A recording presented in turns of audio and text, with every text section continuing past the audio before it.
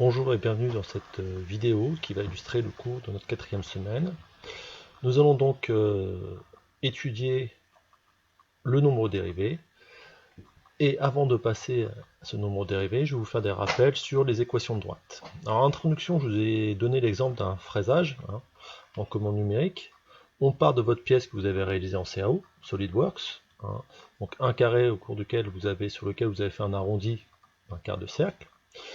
Comme vous avez programmé sur SolidWorks, en fabrication assistée par ordinateur, vous allez programmer votre fraiseuse, le pilotage de votre fraiseuse, donc sur l'axe des X et sur l'axe des Y, pour qu'elle puisse décrire cet arc de cercle.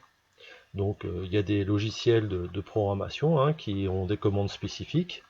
Donc par exemple, ce que j'ai ici, donc ça se traduit par le fait que à partir de la position donc, du point A, donc vous reprenez la chaîne de cotes et vous aurez les positions. Donc A, il a pour coordonnées 27, 35, donc axe X, axe Y. Et je veux l'envoyer donc au point E, qui est ici, 45, 17. Et je veux l'envoyer, lui faire suivre cette trajectoire avec un rayon de 18. Donc ce qui est la commande ici. Donc vous voyez, sur la commande numérique, pour aller d'un point à un autre, j'ai besoin des coordonnées d'arrivée. Donc par exemple, simultanément, il va falloir que je fasse avancer X. Alors je sais pas, au début on va le faire avancer de 5, de 5 dixièmes de millimètre. Je vais passer de 27 à 27,5. Il va falloir que Y, je le calcule. Pour avoir, je le calcule à partir de l'équation de mon arc de cercle. Pour trouver la position de Y quand X vaut 27,5 mm sur mon arc de cercle. Donc on va pas faire avec l'arc de cercle parce que c'est un petit peu compliqué, mais je vous ai mis, moi, si au lieu de faire un arc de cercle, on va faire, donc là on avait un quart de arc de cercle, là on va faire un huitième d'arc de cercle, et ensuite je voudrais continuer tout droit, de manière à avoir une surface rectiligne. Donc là j'ai mis trois courbes, qui correspondent à trois positions du point C. Et vous voyez que ces droites qui passent, que j'ai prolongé en pointillé, ces droites qui passent par mon point B ici pour aller à C, et il faut que je connaisse l'équation de cette trajectoire pour connaître, alors B, effectivement, c'est moi qui vais le déterminer avec l'équation de mon cercle, donc j'aurai pas de souci pour le déterminer, mais par contre C, en fonction du calcul que je vais donner à ma trajectoire, je vais avoir différentes positions. Donc chacune de ces droites est définie par une équation qui me permet de calculer Y en fonction de X. Je vous ai fait vraiment cet exemple de FAO pour vous illustrer la notion de fonction qu'on étudie depuis le début de l'année, les fonctions de référence, etc. C'est que là, voilà, on a besoin de calculer les trajectoires pour dire à l'outil, tu pars de temps, de tel point, et tu vas à tel point, pour que lui ensuite puisse effectivement faire la commande des actionneurs sur ma fraiseuse pour avancer simultanément en X et en Y des valeurs données, pour qu'ils puissent suivre ces trajectoires. Donc encore une fois, j'ai pas voulu faire l'équation d'un arc de cercle, c'était pas le propos du cours, mais on va revenir sur l'équation d'une droite. Alors, je vais descendre un petit peu. Donc ce qu'on appelle l'équation réduite de droite, vous le savez peut-être déjà, c'est lorsque Y peut être calculé à partir de X sur la formule Y égale A fois X plus B. Donc alors, j'en vois déjà certains râler. Ah, mais c'est A normalement devant X, c'est pas le X2, c'est pas le A du X2 des équations du second degré. Mais voilà, c'est le propre des maths, on va utiliser la même lettre pour des choses différentes.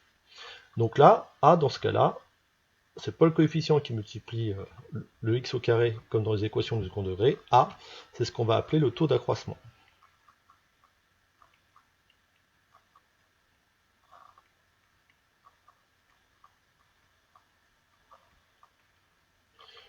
Donc, vous pouvez déjà avoir une idée, là j'ai différents taux d'accroissement, vous voyez que plus il est élevé, plus je vais avoir une inclinaison de ma droite différente.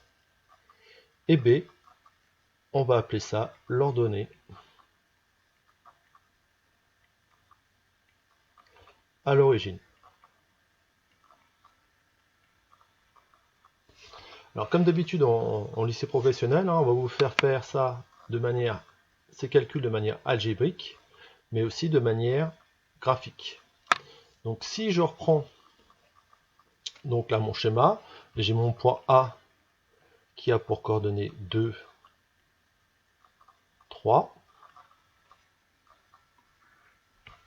et j'ai mon point B qui a pour coordonnées 4 et 1. Donc pour calculer le taux d'accroissement, il y a une formule. Donc là, encore une fois, on va dans le sens des x positifs. Donc on va dans ce sens-là. C'est comme lorsqu'on a fait la lecture des coordonnées de vecteurs. Ce sens-là, c'est positif. Ce sens-là, c'est positif pour les ordonnées. Donc, quand je veux le taux d'accroissement de ma droite AB, en allant de A vers B, et ben mon taux d'accroissement sera égal, alors c'est pas x, c'est y.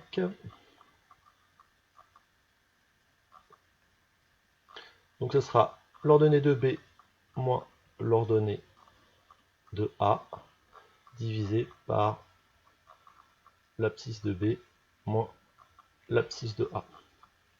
Je fais mon calcul, je laisse faire, j'obtiens A égale moins 1.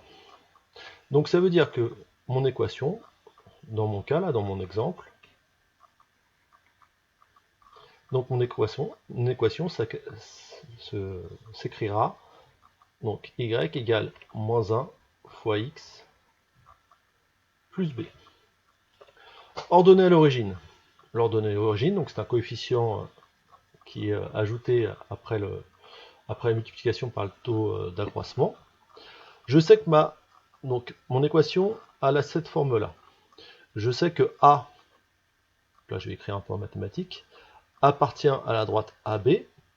Ça veut dire que ces coordonnées vérifient l'équation que sa droite. C'est-à-dire que je vais avoir y de A qui va se calculer à partir de x de A en faisant moins 1 fois x de A plus B.